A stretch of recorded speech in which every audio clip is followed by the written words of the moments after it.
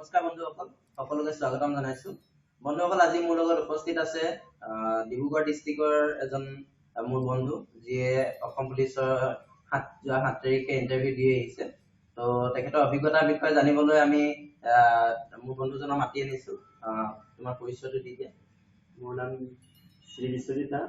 মোৰ ডিব্ৰুগড় ডিষ্ট্ৰিক্টত যোৱা অক্টোবৰ 7 তাৰিখে মোৰ ইণ্টাৰভিউ হৈ গ'ল। তো প্ৰথমতে আমি বহুতো বন্ধুসকলে এতিয়া কনফিউজ হৈ আছে যে চবৰে ৰিপৰ্টিং টাইমটো বেলেগ বেলেগ। তো কাৰোবাৰ 7টা, কাৰোবাৰ 8টা, কাৰোবাৰ 9টা, এনেকুৱা নহয় জানো?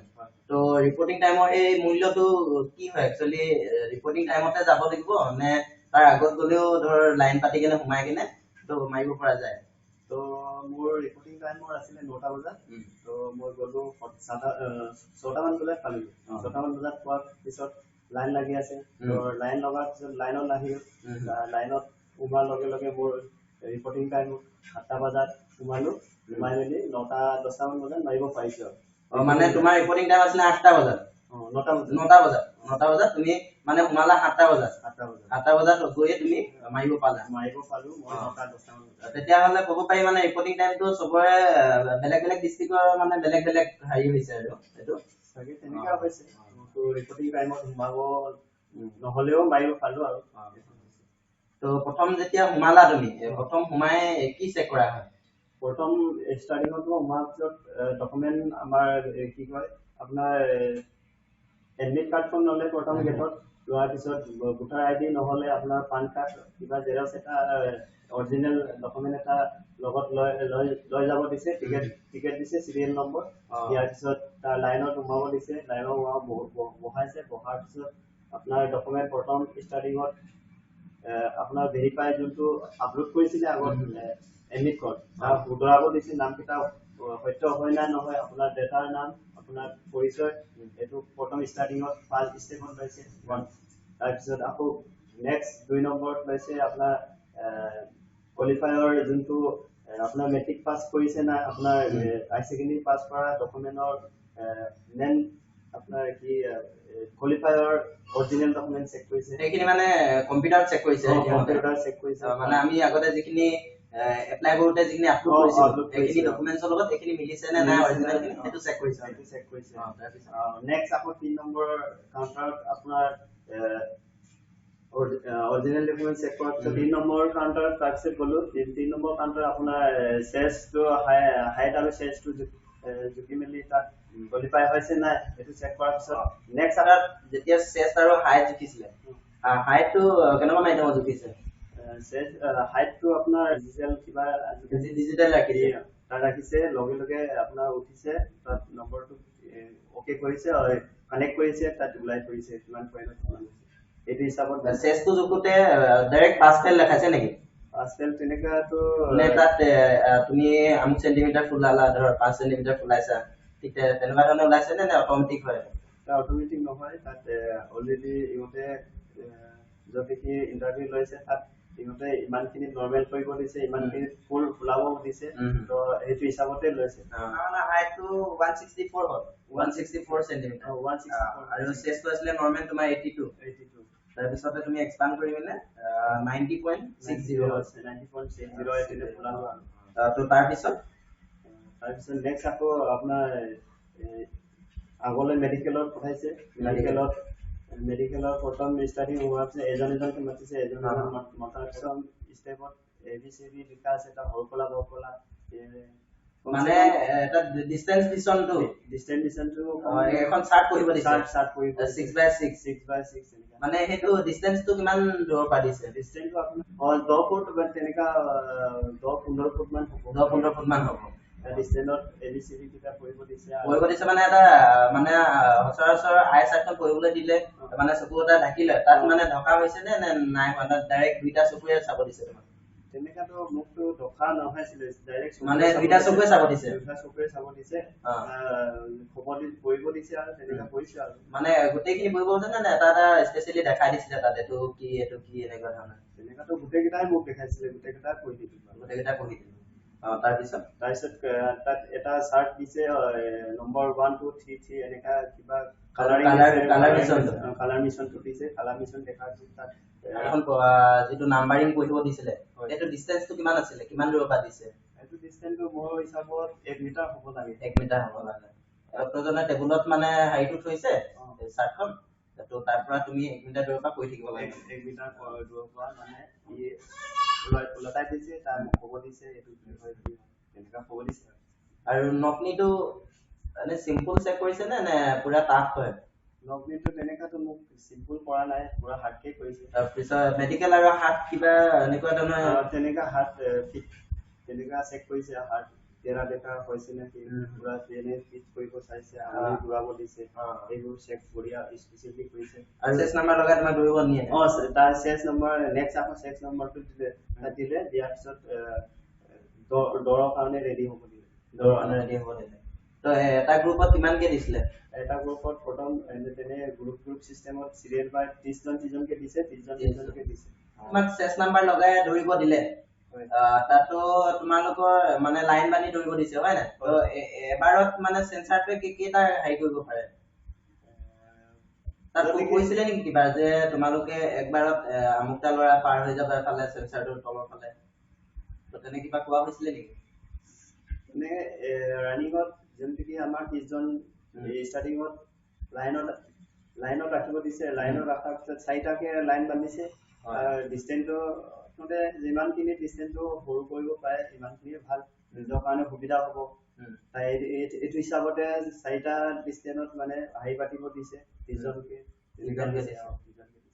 কেইপাক আছিলে তোমালোকৰ ট্ৰেকটো কিমান মিটাৰ আমাৰ ট্ৰেকটো 400 ট্ৰেকে আছিলে 400 ট্ৰেক 8 পাক আছিলে তো তাতে ঘড়ী সোমাব দিয়া হৈছিলে নেকি তেনেকাটো ষ্টাৰ্টিঙৰ পৰা আমাৰ বাহিৰৰ যোনটো গেট ষ্টাৰ্টিঙৰ এডমিট চেক কৰা গেটটোত তাত ৰাখিব দিয়ে বাকি মানে ইন্টাৰভিউ সময়ত তোমাক মানে ঘড়ী পিন্ধিব দিয়া নাই পিন্ধিব সোমাব নিদিয়ে তাৰ পিছতে যেতিয়া তুমি ৰানিং কৰিলা ৰানিং কৰাৰ পিছত তোমাৰ ৰানিংৰ কোৱালিফাই কাগজখন কিমান সময় পিছত আহে তো আমি ৰানিং লগে কৰিলো লগে 5-10 মিনিট মান হৈছে চাগে লাইনত লগে তখন মানে ৰানিংৰ যে কোৱালিফাই কৰিলা সিলেকশন দিছে সিলেকশন লগে দিছে তাৰ পিছত লং জাম্পৰ কাৰণে দিছে তাৰ পিছত লং জাম্পৰ লগে গ্ৰুপটো দিছে আমাৰ গ্ৰুপটো আৰু লং জাম্প যেতিয়া তুমি মাৰিলা মাৰোতে মানে এজন ল'ৰা প্ৰথমতে 3বাৰ একেবাৰে দিছে তেনেকা আমাৰ গ্ৰুপত এজন লিষ্ট নামটো পাইছে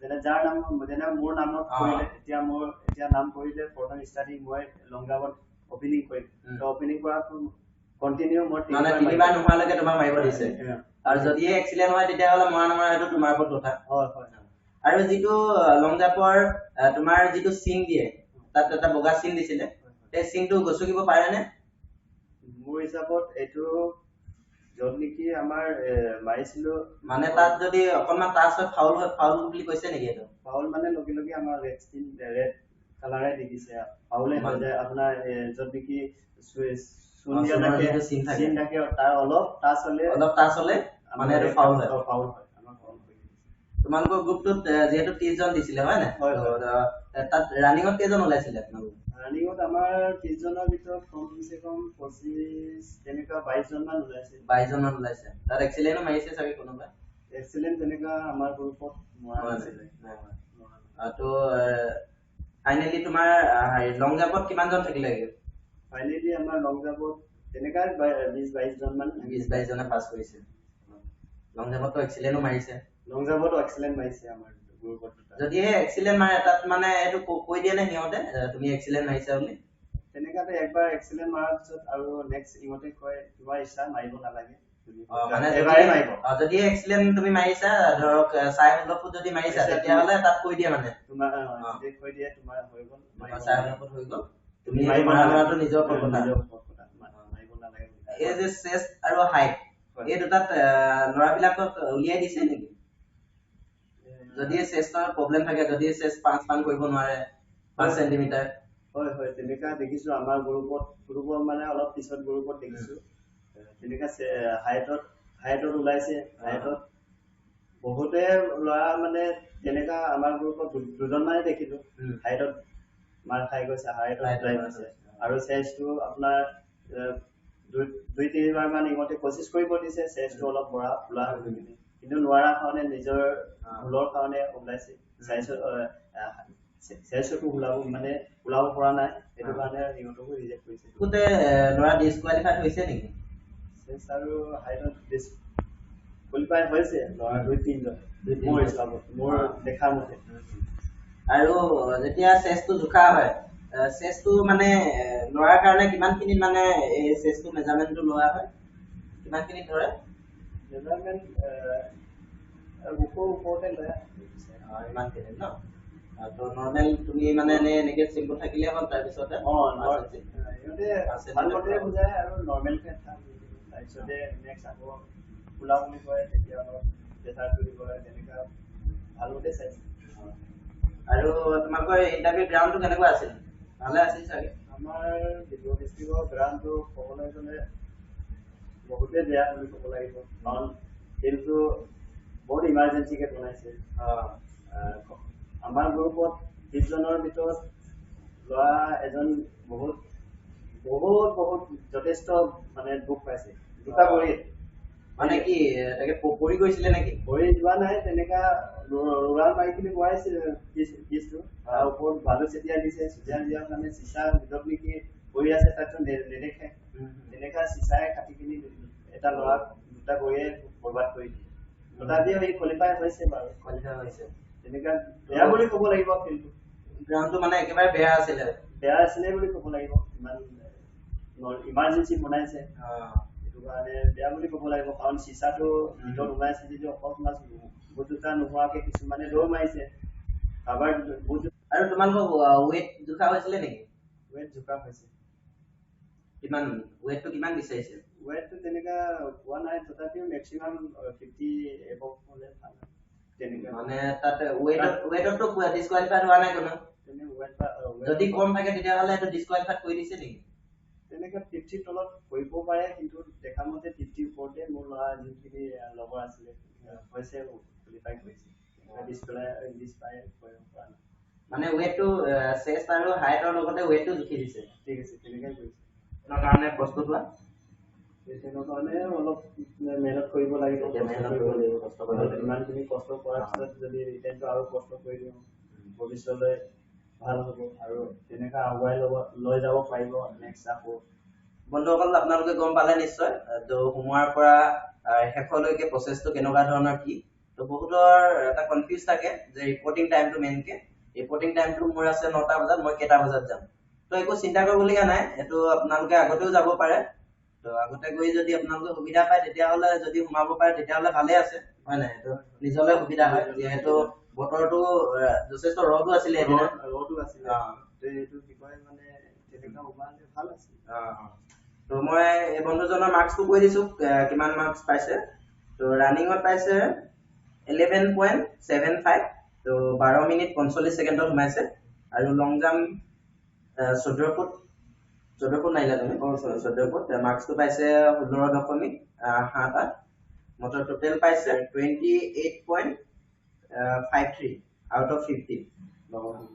তুমি আমাৰ যিবিলাক বৰ্তমান ইণ্টাৰভিউ দিবলৈ বাকী আছে ধৰক তিনিচুকীয়া ডিষ্ট্ৰিক্টৰ বাকী আছে আৰু বেলেগ ডিষ্ট্ৰিক্টৰো বাকী আছে আৰু তেওঁলোকক কিবা কবা নেকি তেনেকুৱা তেওঁলোকৰ অনুৰোধ যে মোৰ যেনেকুৱা আগত ইমানখিনি হয় তাতকৈ আগত আৰু চেষ্টা কৰিবৰ কাৰণে মই লগৰ আৰু মোৰ বন্ধুসকলক অনুৰোধ কৰিছোঁ ভালমতে ইণ্টাৰভিউটো আগুৱাই নিয়ক